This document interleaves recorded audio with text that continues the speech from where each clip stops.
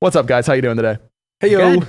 Doing pretty good. Finally, good to be back on the casual set, right? It feels like it's been a while. Comfy. It's been a while, yeah, and I took a break from a patch show or two and HRX busyness and stuff and filming all those upcoming God videos, but now happy to be back here just talking to you.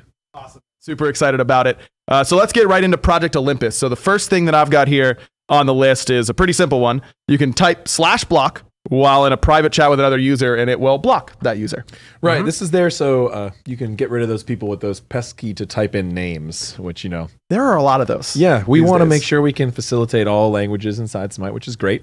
But then sometimes there's, get used by people who are not really using it for the way we intend. And now you can block them still. Removed. Unlucky. You don't need to deal with them anymore. Yep. The next one is something that I saw a lot of people super excited about. As I mentioned, the 5.22 notes have already been live to PTS at least.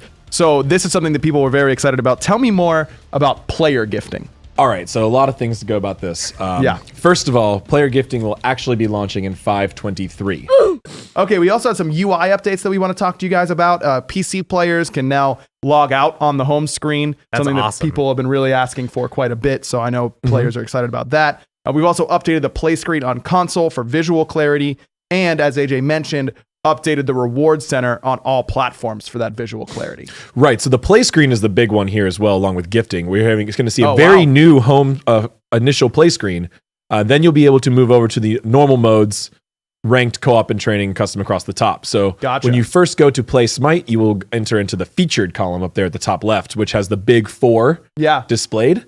What there is a scripted set of game modes that we've chosen for new players as you level up. So you'll see those game modes cycle into that space as you make a new account. But if you're a veteran player, what you'll see there are your most played game modes. Oh, cool. So if you're an assault main, you should see an assault main defaulted there. Or after playing a few assault games, it will replace one of the game modes on that screen. So you don't need to navigate to the longer list of modes. So we've got a couple bug fixes here next on the list for you. On console, we fixed an issue where controller disconnect pop-ups would occur when they shouldn't, or would occur but not be dismissible, which is it's a big fix. Yeah, that's a feels bad a lot of. Yeah, this was a tricky one. This had to do with the way consoles would boot you back to the actual console home screen and things like that. So it took us a little bit, but thank you for the community for being specific on this one and helping us track it down, and keep us posted after we go live. Make sure nothing else occurs.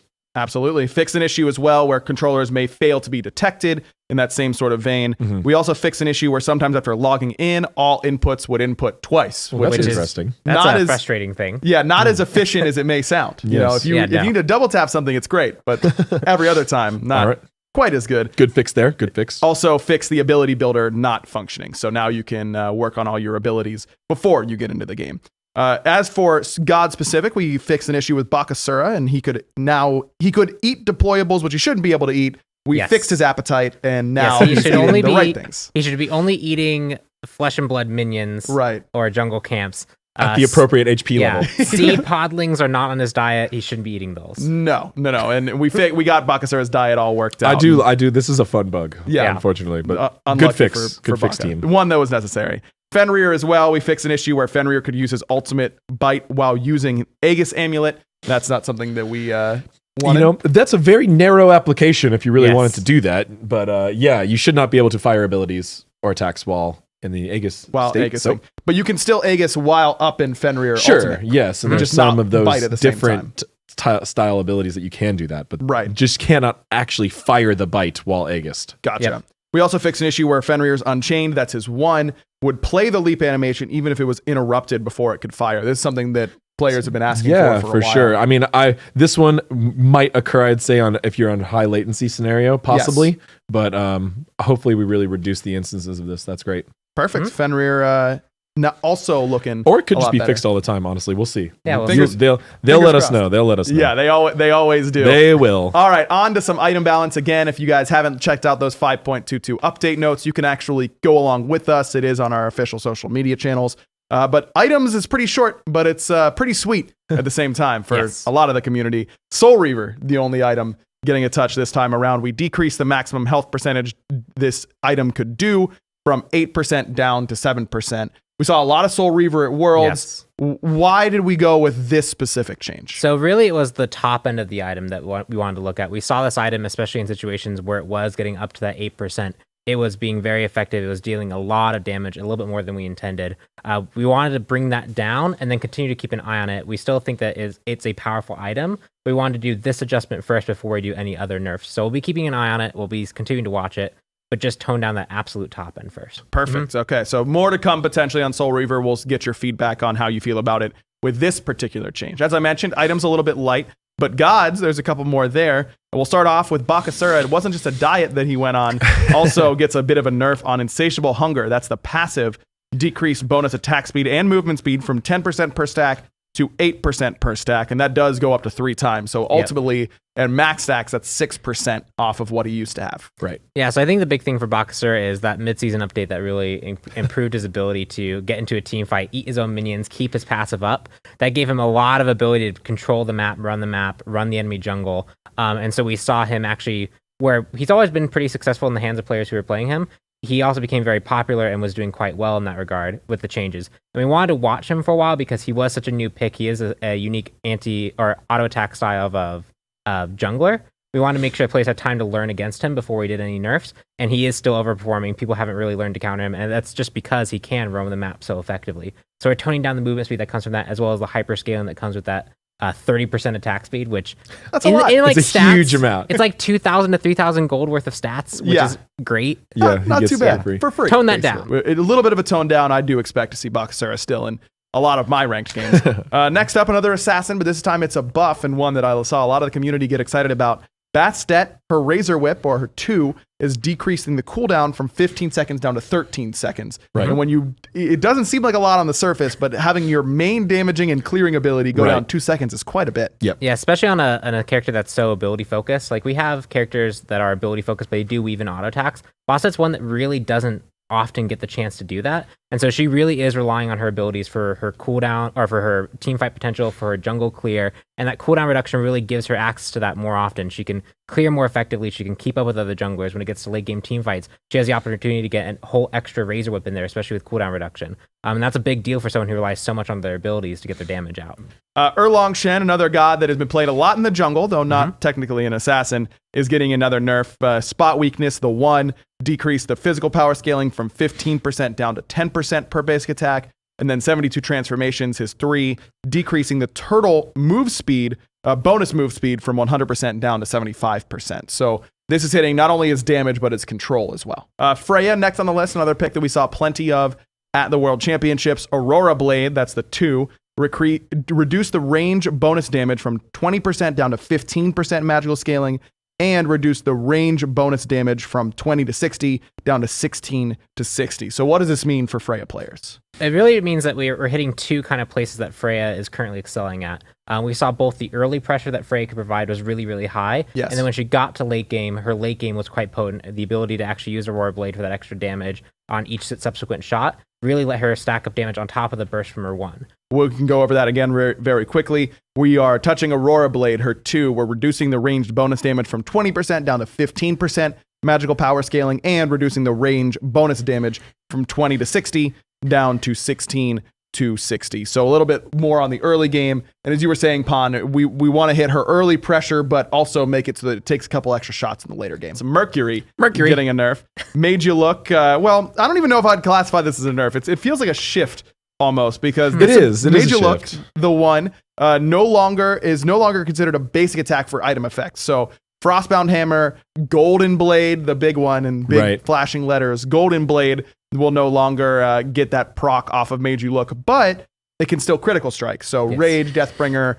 all that good stuff is still going to work. And this ability is now considered an ability for the purposes of item effects only. So Crusher and Brawler's Beat Stick will now be applied, those passives, whenever you hit someone with that 1. Right.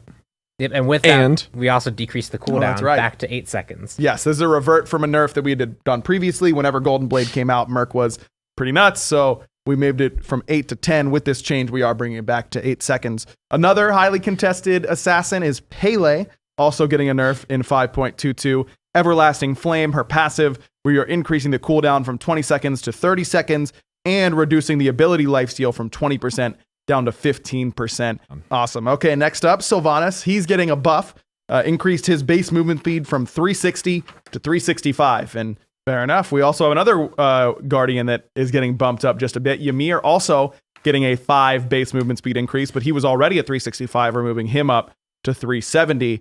Also, with Shards of Ice, his ultimate, we're increasing that slow from 30% to 40%. So he's moving faster, and now if he's ulting, you're moving slower. All right, let's get right into it, guys. The skin section, we got a lot of them to do, and they look really, really awesome. And we're starting with Cyber Samurai Hachiman, one that I am super stoked about. A little teardrop. Fishman would know. I think it's some like Japanese symbolism. I don't know if it's like. That's fine by me. I'm just telling you, I think it looks cool. Oh, I'm excited about it. I don't know if it's like Shinto or anything like that. He's got one on his back as well. Look at that. Yeah. He's ready to go with it. I think this guy came together pretty well. Yeah, this looks awesome. Fits in well with our past cyber skins, you know? Definitely. This ponytail. This skin is such a troll because of the ponytail. I always think it's a chick. Like, I'll be like running around. I'm like, oh, it's Artemis. Like, oh, wait. No, it's Hachiman. Yeah. Next up, it's a Brutal Dragon Fenrir. This one I know a lot of people in the community very, very excited about. Talking about different character models, basically, Tim. This one, very different from what we usually see for Fen. Sure. Right. So that definitely threw some curveballs at us, but we got it worked out. I like that. I mean, when you think dragon, I don't think I necessarily think giant horns and no wings on the back. Right. But it definitely still gets that feeling across, even without those. Right. Yeah. It's definitely an interesting twist. Wingless dragon humanoids. Well, I just don't know them personally, is what I mean, Tina. I mean, maybe you hang out with them, but I don't get invited to those parties, so I just don't. I'm not as familiar. Are you calling me a furry? I don't know how you could have ever gotten that for what I was saying to you. I think it's fine. I mean, I'm not. Next up, we've got Shadow Punch Robin, one that I'm super stoked about. This is just the card art. First of all, this man looks like he does some serious work in that little Coliseum arena sort of feel, and you could play it on the new arena map and get that same sort of feeling. A little bit of a plug there. This one looking awesome. Robin already has a lot of great skins, but this one might just be replacing some of those for me. The little dragon, fists. Dude, yeah. So talk to me about this dragon theme, because we've got the dragon Fenrir, the dragon Robin, the dragon Nox. Are we just the dragons out right now? I guess so. I mean, we're seeing more and more characters come in with wings that you wouldn't expect to have wings, and, and you know, things like that. It's just getting very dragon crazy around here. Another dragon themed skin for you. We've got Dragon Priestess Nox next up on the list. Another good one. The first bullet point I see here: Tina's favorite skin of the patch. Yeah, it Tina, is why indeed. is this your favorite? You have to articulate. No, not that. But I really like that she has her. You can see her face. Like it's very different from her usual. Like you can actually look into her eyes now. You know, she has an eye for once. Yeah, there's a connection there. That's true. Like, I didn't even think about that. Normally, it's like Nox, Sia almost. her combo is going to be so much easier to hit on this skin because she can see. Yeah, but I also love that she has horns and that her breastplate is, you know, very shiny and her skirt is very long and sparkly. I should have known when I asked that question. Yeah. That was. Next up, we've got Pixel Hammer Thor. As I mentioned, we've been doing some of these pixel skins, and they've turned out really, really awesome. So excited to see what the effects look like on this, because the pixel ones, they're always really good, and then you look at the ability effects, and you're like, holy God, yeah. like that is really where you get it going. This is a same part of that Pixel Buster line. And the sound effects are really good on these abilities, or so I've heard. So I'm excited to take a listen. I love the little detail, though, just on the base model. I mean, he's got so much. These pixel skins always seem to have so many moving parts. Pixelation stuff. It's always moving. The accents of the pixelated parts of these skins are just really nice. With this Infernal Lord Zeus. Yes, there it is. Yay! The level of detail on this skin is absolutely Dude, look at his teeth. insane. Zoom. That is spooky. So creepy, So dude. good. That is really spooky, and I love it. Does he ever open his mouth? I hope not. I can't imagine what's going on inside that mouth with all those teeth. They're 6 tongues. too much. So, wow, 6. Okay, that's a lot. This skin looks absolutely awesome. Yeah, It looks so good. Look at that fire lightning! So cool. Yeah, I mean, FX had like a really big patch here, a ton of good skins, but this one is just ridiculously good. Yeah. Okay, I'm sold. It's looking awesome. All right, let me see the ult. I gotta see the lightning storm. Oh, that is excellent. It's so good, dude. He opens up a literal portal of To hell. fire death. All right, last but certainly not least, Titan Forge Ymir. As I mentioned at the beginning of the show, a kind of a celebration of our new studio name and all the good stuff that the folks behind the scenes are working on. And the logo for Titan Forge imprinted on Ymir's club/hammer. Kind of like where Chalk got a hammer instead of his axe. Normally Ymir's got the big club. This time it's a hammer. And that's awesome. And how difficult is that, Tim, to change the weapon that these gods are using? So we try our best to stick within the confines of proportions from like past skins and whatnot. But if we have one that we're trying to branch out on a little bit to make it more unique, we will make a new secondary for it and send it off to animation to do some cleanup for it. If you had a really, really big forge, think you could call it a Titan Forge? Nice. Very nice. Subtle. Yeah. I think I get that one, but I'm not quite sure. Can't wait to turn all of my enemies into copper with this skin. Definitely my favorite part of that one is the freeze onto the enemy gods. That looks awesome. Just a patch full of incredible skins. We'll go down the line real quick. Everyone's favorite skin, Zeus, and Zeus. Okay, good. Glad we got that out of the way. Thanks so much for joining me here on the Casual Set, guys. Before we close it out, we do have Graham standing by with a couple people from the community team to go over some awesome community stuff. Yeah, thanks a lot, Ryan. That's me, Arvin, and Isaiah. I'm going to be joining you here today. Arvin represents the esports Smite community, and of course, the general community with everything to do with the game is going to be Isaiah too. Right. Guys, first thing, what the hell happened? What's Skillshot, HiRezTV? Where did HiRezTV go? New channel, new me. So HiRezTV has. So you did this? I did this. What are you? An idiot sandwich.